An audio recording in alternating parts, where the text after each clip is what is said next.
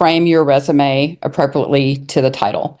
And the reason I say that is, even though the title might be similar or adjacent to the title that you're working on, and I think you gave the example of a growth marketer and a product marketer.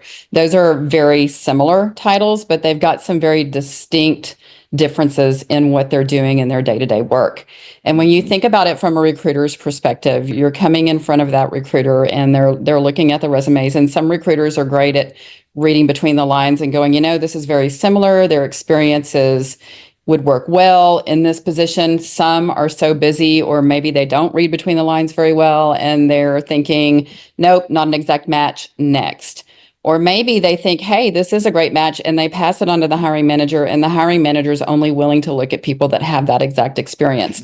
So anything you can do to frame your resume in a way that showcases your experience, and I'm not saying make up anything, I'm saying pull through that experience that is relevant to what you've been doing and showcase it and lay it out black and white. I love getting resumes as a recruiter that they've actually bulleted out for me. This is what you're asking for, and this is how I match it. And that my hiring managers love that. If you can do that for me, awesome, because it makes my life easier trying to sell you to that hiring manager. So absolutely do that. And as Linda mentioned, you want to make sure and get your LinkedIn profile there too. Because if you're saying this on your resume, again, you want to frame your LinkedIn profile, and it will help you in the future, because it's like, you're adding more meat to your resume, more meat to your profile to expand your capabilities and the applications that you're putting in, the jobs that you're looking at. So does that answer the question? Does anybody have questions about that? Anybody else want to tag in? I'm going to tag in right there, because you brought up a lot of things, and it brought me back to my recruiter days of those. Whenever recruiters are really busy, there's a lot of job orders they're trying to fill. There's a lot of people they're trying to make happy, and they're trying to prioritize it all. And a lot of times they don't respond to you because they are so busy and they're focused on the top priority task. This is a job I have to get filled today.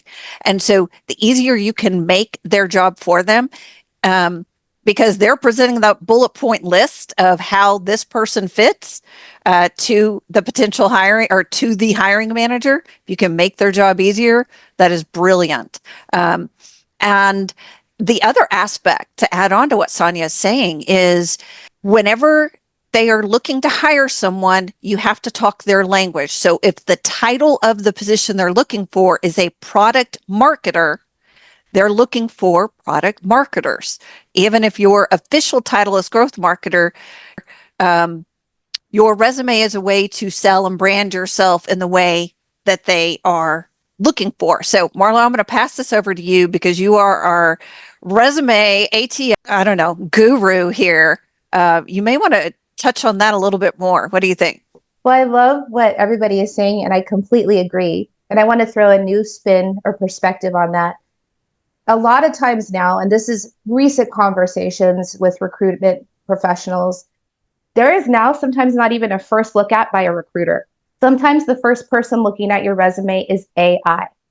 And because AI is designed as a return model, it needs to return a result to the recruiter or the decision maker, the hiring manager. So if your resume isn't coded correctly to the jobs, like Sonya was mentioning, and the titles, there's a possibility you may never be seen, because it's looking for the specificity of skill set and problem solving. And so you may, even though you think you match, and you probably can articulate that well in an interview, AI doesn't recognize your match rate. So when in doubt, take the 5 seconds to change that information. I'll let it go back over to Sonya. Thanks. Yeah, I wanted to add to that, Marlo, because you brought up a point that made me think, and what I've told my clients is, a lot of times you may be the most qualified candidate, but recruiters are getting, I know for every job that I've actually posted out to the market, I might get 1,000 resumes.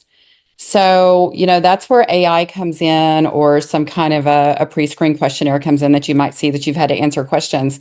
And it, unfortunately, just because of the nature of the market and all of those resumes, I might only get through the first 50, or the first 50 that actually answer the questions appropriately, or formatted their resumes in a way that the titles matched appropriately, that they could get into that top funnel of what I'm looking at are the ones that are seen. And it's sad, and it's unfortunate that the great ones might still be down there in that pile, but that's the way the market is right now. So anything you can do to help, number one, get through AI and the ATS, but also to get your resume to where a recruiter or a hiring manager can actually see it and get in that top group and be seen, do it.